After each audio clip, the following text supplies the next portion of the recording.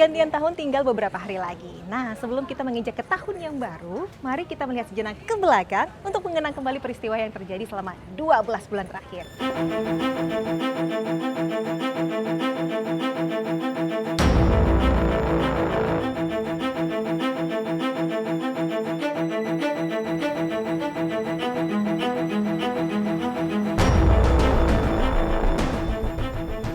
Baru saja menginjak bulan pertama di tahun 2020, banjir sudah melanda wilayah Jakarta. Bahkan tak hanya Jakarta, di malam pergantian tahun, hujan deras juga melanda wilayah Bogor, Tangerang, hingga Bekasi. Jabodetabek kebanjiran.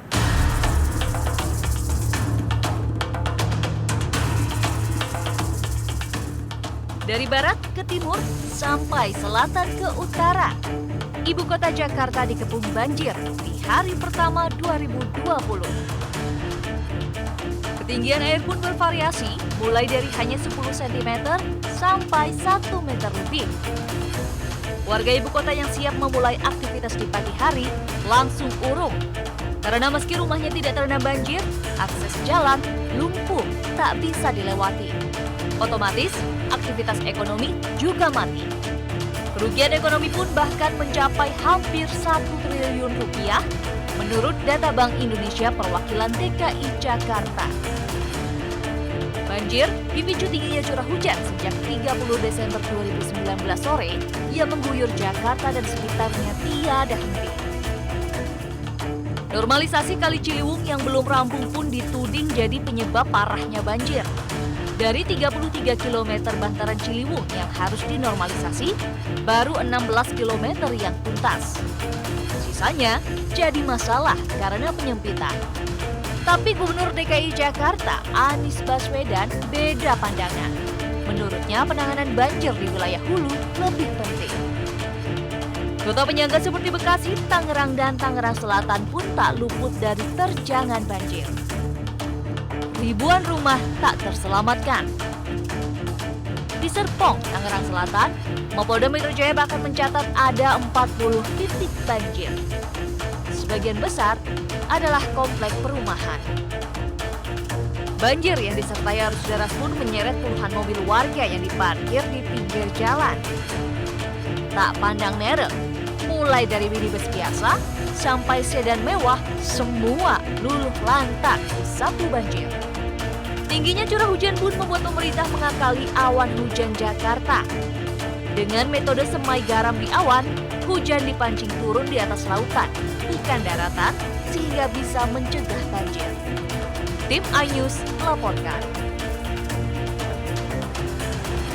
Banjir mereda masyarakat Indonesia dihebohkan dengan munculnya kerajaan-kerajaan fiktif.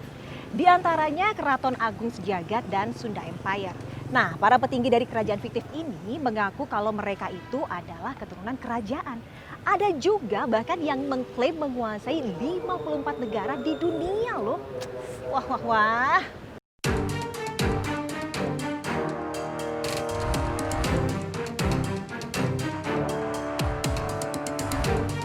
Kita semua pasti masih ingat ya dengan video yang beredar luas di media sosial ini. Pertemuan ratusan orang yang menganggap dirinya sebagai anggota dan pimpinan Kekaisaran Matahari alias Sunda Empire. Indonesia pun geger dengan tanda kutip kerajaan Mahadaya ini. Bagaimana tidak?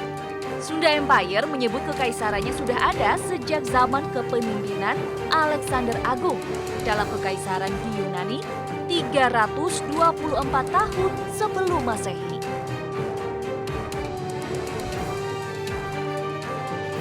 Lalu, lihat saja video ini. Bagaikan orator ulung, sang kaisar Nasri Banks bilang pemerintahan negara-negara dunia berakhir pada 15 Agustus 2020 dan sistem tata negara dunia akan kembali ke Sunda Empire yang berpusat di Bandung.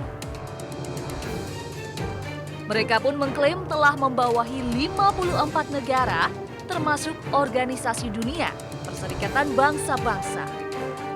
Ilusi negara tanpa utang pun digaungkan. Negara yang sudah mendaftar ulang keanggotaannya di Sunda Empire boleh menggunakan aset bumi asal datang ke Bandung.